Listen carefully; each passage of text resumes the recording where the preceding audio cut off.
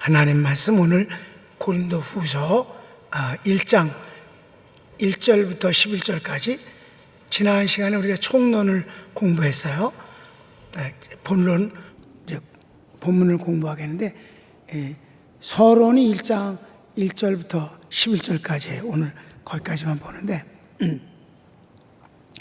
먼저 서론, 그 다음에 1번 문안은 1절에서 2절까지인데 가로치고 1번 볼까요? 하나님 뜻으로 예수 그리스도의 사도된 바울과 디모데는 디모데가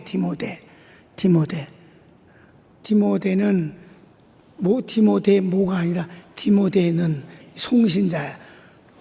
보내는 사람을 말하는 거예요. 왜냐하면 2번을 읽어보면 알 수 있어요. 가르치기 2번 고린도에 있는 하나님의 교회와 온 아가야의 성도에게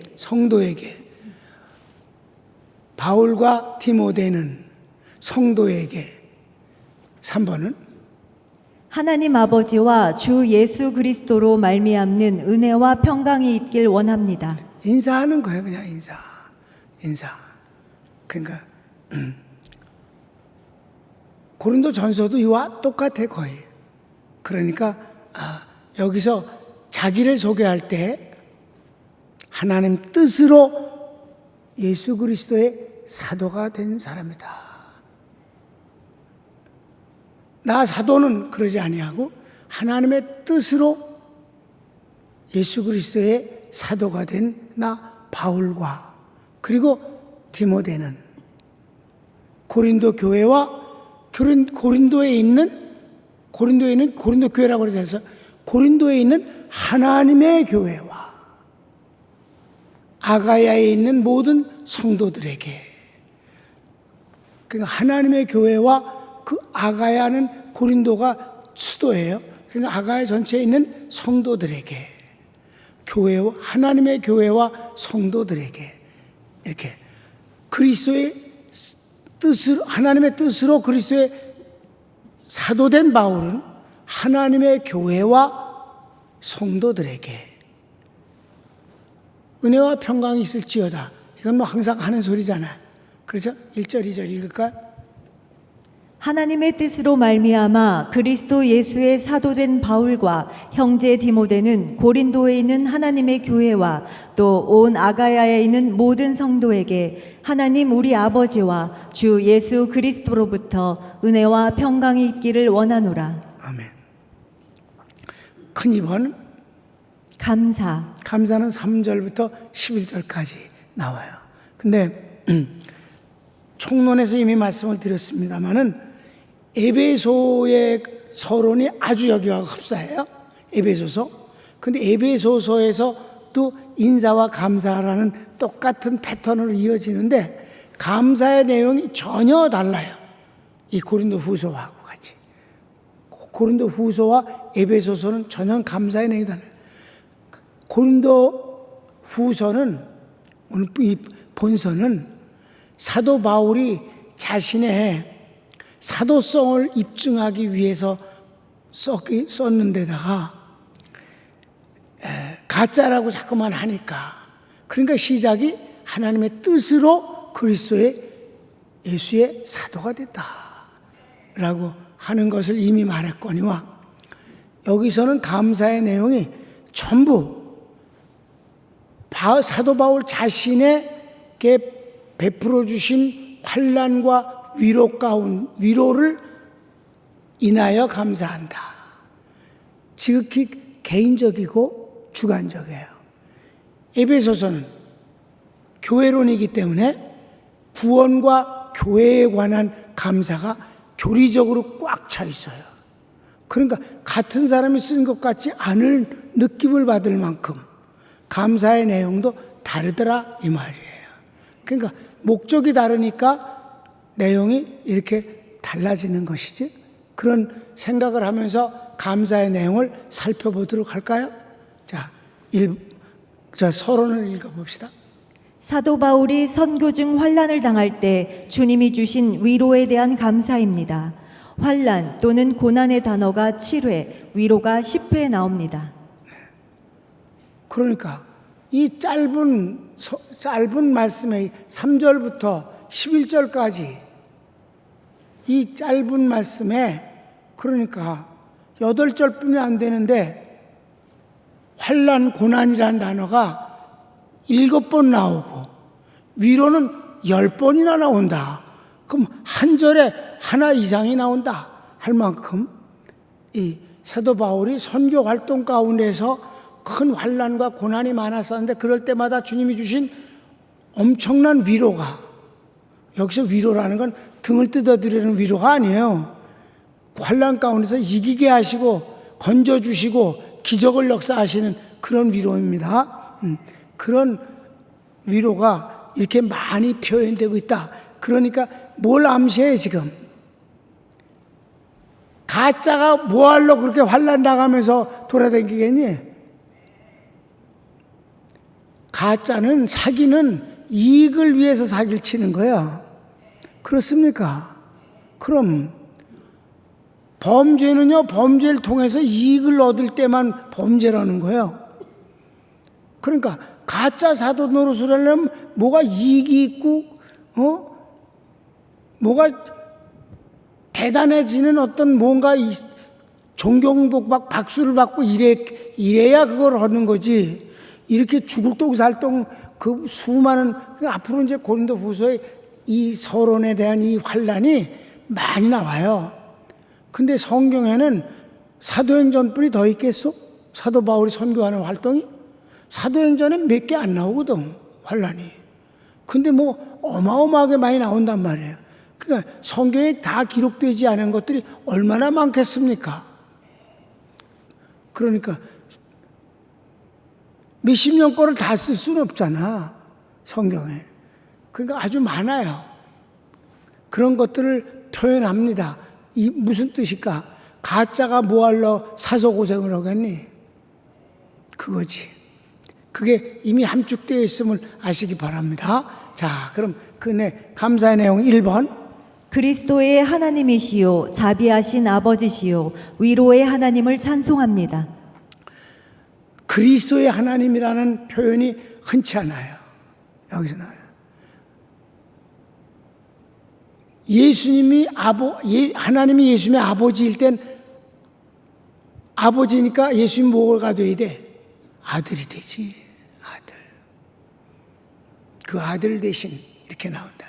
그 아들 대신 예수님의 아버지이신 하나님인데 여기서는 그리스도라고 나왔기 때문에 하나님은 아버지가 아니라 뭐가 돼? 하나님이 돼. 공적 칭호가 나온단 말이에요. 아버지라고 안 그러고 하나님이 그러셨다. 그리스도란 무슨 뜻이에요? 기름을 부었다는 뜻이에요. 하나님이 기름을 부어서 구세주 만드셨다는 거예요. 그러니까 하나님을 그리스도의 하나님이시오. 이해가 금방 되죠? 근데 그런 용어는 많지 않아요, 성경에. 또 아주 독특해요. 그리스도의 하나님이시오. 자비하신 아버지시오. 라고 나왔어요. 그 외에도 여기서 이제 위로의 하나님이 막 가득 나오는 거니까 위로의 하나님을 찬양합니다. 3절 읽읍시다. 찬송하리로다. 그는 우리 주 예수 그리스도의 하나님이시요 자비의 아버지시요 모든 위로의 하나님이시며. 네. 2번. 환난 중에 받은 위로를 다른 환난 중에 있는 성도를 위로하게 하시는 하나님이십니다. 그래. 환난이 그냥 고생만 하는 게 아니라 환난 중에 위로를 받은 그것을 볼 때 나도 하나님이 위로를 주시겠구나 라고 한다 이 말이에요. 내가 성도들이 하나님이 주신 환난 중에 위로 같은 것들을 이렇게 간증을 감사의 내용을 갖고 오면 이거 우리 성도들과 공유하자. 내가 그렇게 말해요. 그러니까 환난 가운데서 역사해 주셔서 거기서 건져주신 하나님의 위로를 읽을 때 나에게도 그 위로를 주시겠구나 라는 그 믿음을 공유하게 되지 않느냐 이 말이에요. 이거는 하나의 전염처럼 번져나갈 수가 있는 거예요. 좋은 것이 번져나가는 건 축복이에요. 그 진춘일 권사님이 월요일날 나한테 올라와서 시아버지의 아주 신기한 얘기를 해주더라고 나한테. 목사님한테 이 말씀 드리고 싶어서 올라왔습니다. 그래서 그랬더니 아버지 수술하셨잖아요. 그 옛날에도 이제 수술했었는데 하나님께서 너무 은혜를 주셔서 8년간을 아주 건강케 하시고 아주 깜짝 놀랐어요. 그때 그분이 이렇게 잘 걷지도 못하시고 그런데 나는 그런 줄 모르는데 슬기네 집을 새로 리모델링 하면서 건축을 하는데 그게 아주 복잡했어요. 근데 하나님께서 그 일을 하게 하시니까 끄떡없이 걸어 다니시고 아주 괜찮았었어요. 그래서 정말 많이 좋아지셨구나. 그렇게 지내셨는데 8년을 그렇게 아주 건강하게 지내시다가 이번에 뇌출혈로 수술을 받았어요. 그러니까 그건 이제 돌아가시는 것을 병원에서 가끔 얘기를 하니까 회복도 어렵다고 그러니까 그 이제 집으로 오셨는데 아무도 못 알아봐요. 아들도 못 알아보고 그렇게 같이 산 마누라도 못 알아보고 그러니 이 상대 쪽에서 보면 얼마나 기가 막히겠어요. 글쎄 평생을 자식도 못 알아보고. 그런데 왜 깜짝 놀라서 나한테 올라왔냐면 영상 예배를 드리는데 예배를 드리겠다고 그랬더니 벌떡 일어나시더니 의자에 가서 딱 꼿꼿하게 앉아 누워있다가 앉으시더래. 그래서 사람도 못 알아보는데 예배라는 말에 이러시는구나. 이게 그러니까 그 영적인 문제가 그 속에 아주 잠재해 있는 거지요. 그 찬송가 막 1절부터 4절까지 다 자식 이름은 모르면서. 그래도 아버지 교회가 어떤 교회예요? 그러니까 가만히 있더니 평강교회. 목사님은 고기영 목사님. 자식 이름은 모르면서. 그 얘기를 듣고 내가 그거 오늘 얘기한 거 글로 좀 써와라. 그랬더니 그런 건 안 쓰고 멋있는 말만 써갖고 왔어. 내가 읽었어. 근데 난 써오는 거 한 글자도 안 고치거든. 그냥 그대로 할 거야. 근데 여기 쓴 내용에 없는 얘기가 그런 얘기들이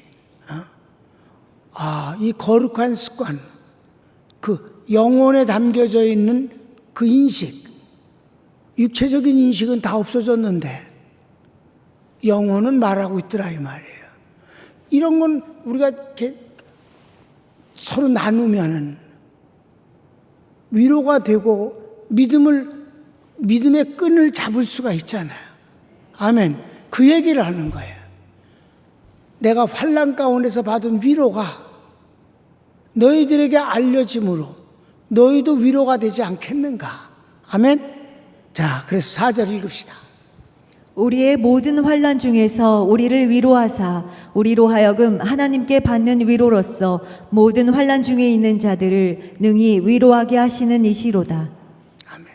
그 얘기에 바로 그 얘기. 그래서 내가 진춘일 권사 얘기를 지금 이렇게 한 거예요. 그래서 그걸 지금 얘기한 거 써서 갖고 오라고 그래서 오늘 가져왔어요. 지금 조 목사님이 나한테 지금 줘서 지금 미안해.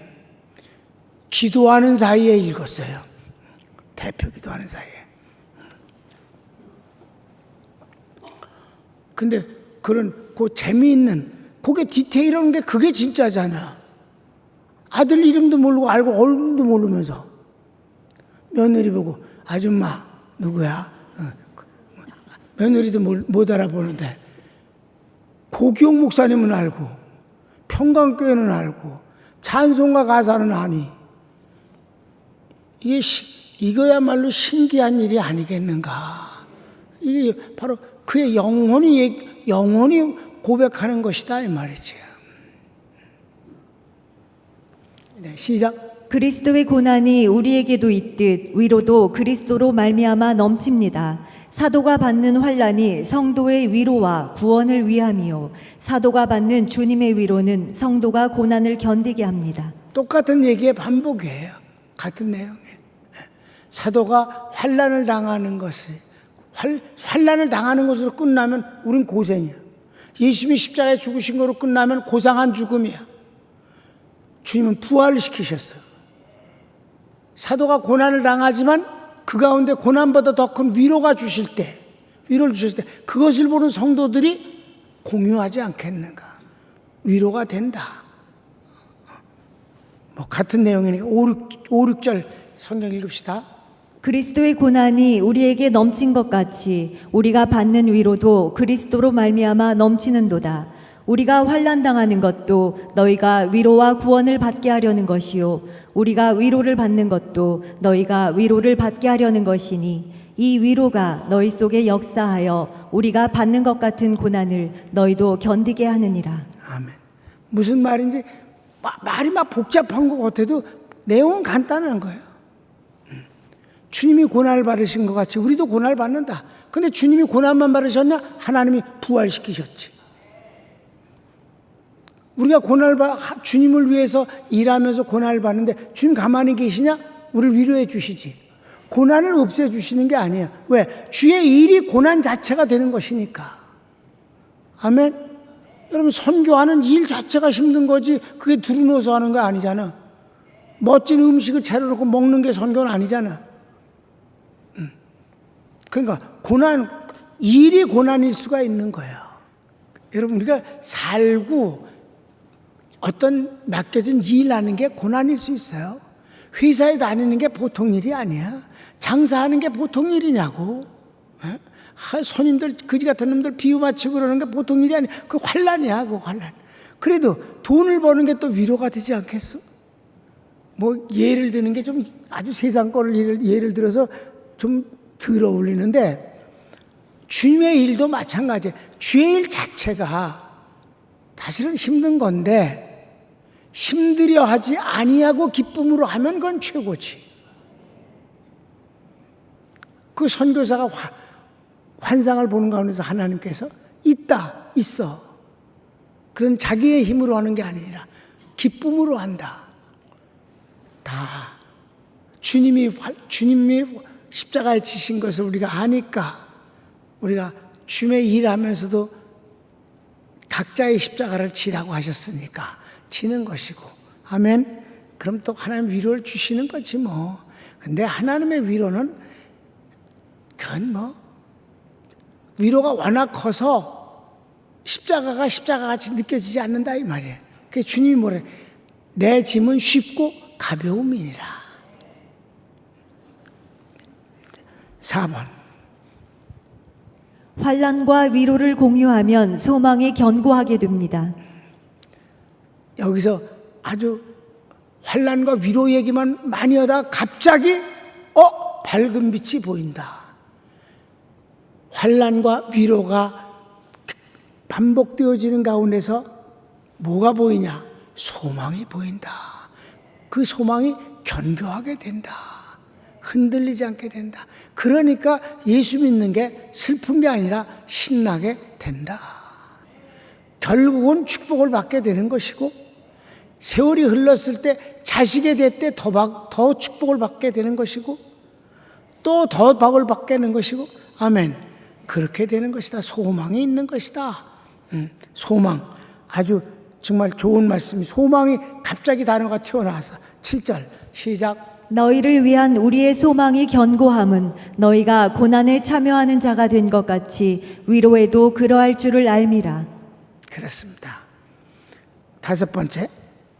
아시아에서 당한 환난을 통해 죽음에서 살아나고 하나님만 의지하는 귀중한 교훈을 받아 감사합니다.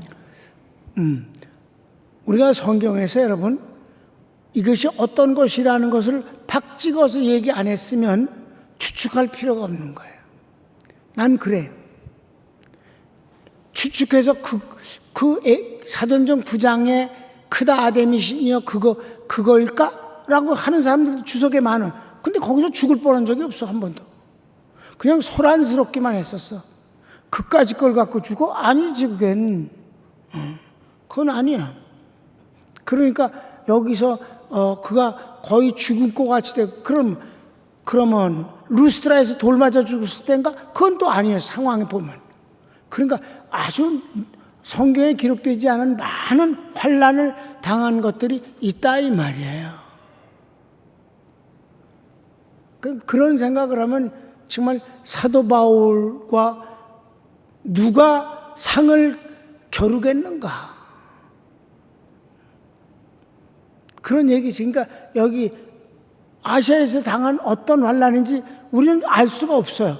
우리가 여기 나름대로 그냥 죽을 뻔한 죽음에서 살려주셨다. 그러니까 죽음에서 살려준 게 한두 번이 아니거든. 돌에 맞은 걸 한 번만 한 게 아니거든. 이제 앞으로 공부할 때 보면 돌에 맞은 게 한 번이 아니라고 그랬어, 성경. 사도 바울이. 근데 성경은 우리가 읽는 성경은 루스트라에서 단 한 번이었거든. 그러니까 우리가 추측하거나 성경에 나온 걸 억지로 꿰맞힐 필요는 없는 거예요. 사도 바울이 어떤 것을 분명하게 얘기 안 했으면 그런 일이 있었구나 라고 인정하면 되는 거예요. 아셨습니까? 하나님이 침묵하시면 우리도 아는 체 할 필요가 없는 거예요. 그냥 그걸로 족한 거예요. 아셨습니까? 자, 읽읍시다. 형제들아, 우리가 아시아에서 당한 환난을 너희가 모르기를 원하지 아니하노니 힘에 겹도록 심한 고난을 당하여 살 소망까지 끊어지고 우리는 우리 자신이 사형 선고를 받은 줄 알았으니 이는 우리로 자기를 의지하지 말고 오직 죽은 자를 다시 살리시는 하나님만 의지하게 하심이라. 그런 아주 엄청난 환난을 겪었어요. 근데 하나님이 살려주셨어. 이게 위로라는 거예요. 그러니까 소망이 생기더라는 거예요. 그러니까 뭘 배웠느냐? 그럴 때 내 힘이라는 건 아무 의미가 없었구나. 하나님이 살려주시니까 살았을 뿐이다. 하나님이 살리시는 것이다. 그런 하나님을 의지하게 하시게 하셨다. 환난이 그냥 고생으로 지나가는 게 아니라 환난이 일종의 막 시험처럼 되고 시련처럼 돼갖고, 시련은 달라요. 시련은 고생하고 달라요. 시련은 뭐냐면 이 쇠를 불에다 집어넣어갖고 달구어서 두들겨갖고 멋진 연장을 만들고 칼을 만들고 하는 그 결과가 그 멋짐이 되어지게 하는 것이 시련이에요. 그러니까 이 환난 가운데서도 하나님의 살리심으로 말미암아 주님을 더 많이 믿고 의지하게 되고 멋진 어떤 것이 만들어졌다는 사실에 감사를 하는 거예요. 그러니까 그게 이 얘기가 어느 때 얘기인 줄 성경은 암만 찾아도 여기에 부합되는 일이 없어요. 그러니까 그냥 그런 일이 있었구나. 우리가 성경에서 기록되지 않은 어떤 일이 많이 있었겠지라고 지나가면 되는 것입니다. 그 다음에 6번. 큰 환난에서 구원하신 주님께서 앞으로도 보호하실 것을 확신합니다. 그러니까 이런 것이 겹쳐지고 넘어가니까 면역력이 생기는 거예요. 그래서 웬만한 건 문제가 되는 게 문제로 보이지도 않는 거예요. 그까짓 건 더 큰 환난도 감당할 수 있게 되는 것이고, 더 큰 환난을 감당하게 하시는 이는 하나님이시고 거기에 위로와 능력을 체험하게 된다. 그러니까 선수가 되는 거지, 선수. 갑자기 선수가 되는 게 어디 있어요? 올림픽이 지금 되고 있지만 말이야. 그 올림픽에 선수가 되기 위해서 선발되는 과정도 얼마나 엄청난 경쟁이 있겠어. 성경을 읽읍시다. 시작. 그가 이같이 큰 사망에서 우리를 건지셨고 또 건지실 것이며 이후에도 건지시기를 그에게 바라노라. 아멘. 환난은 선수를 만드는 거예요. 환난으로 끝나는 게 아니라 환난 연단이 된다 이 말이지. 웬만한 선수는 짜잘한 것 같고 문제도 안 된다고. 시작. 성도들에게 사도를 위해 기도할 것을 요청합니다. 이제 서론을 마무리하면서 이렇게 환난, 위로, 소망, 그리고 연단을 통해서 더 큰 믿음, 이런 것을 쭉 하면서 이런 환난을 통해서 하나님이 나를 이렇게 은혜를 주셨다. 이것은 나 혼자만의 얘기가 아니라 너희를 위한 것이 아니냐, 성도들을 위한 것이. 내가 이렇게 연단된 사도로서, 가짜가 아니라 연단된 진짜 사도로서 너희들에게 미쳐지는 이 복음의 효과가 너희 속에서 자라고 있는 것 아니냐. 그러니까 마지막엔 날 위해서 기도해달라 하는 거로 서론을 마칩니다. 자, 11절 같이 읽습니다.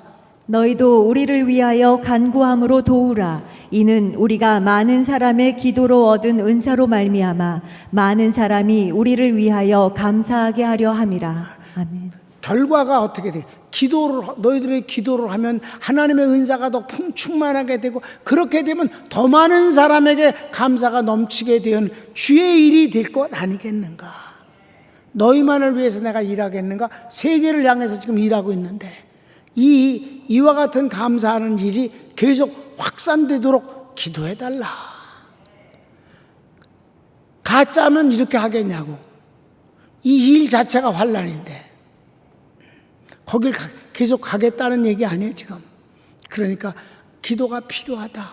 진짜 내 지혜로 하면 뭐하러 기도를 요구하겠는가? 내 지혜가 아니고 하나님의 은혜로 가야 되기 때문에 당신들의 기도가 많을수록 하나님의 응답도 크지 않겠는가? 정말 그렇죠. 난 우리 평강교회 성도들이 담임 목사를 위해서 항상 기도하는 일을 인하여서 너무 감사하고 그걸 또 느끼고 있어요. 알고 있습니다. 성도들이 정말 간절히 기도하는 것에 대해서. 하나님 아버지,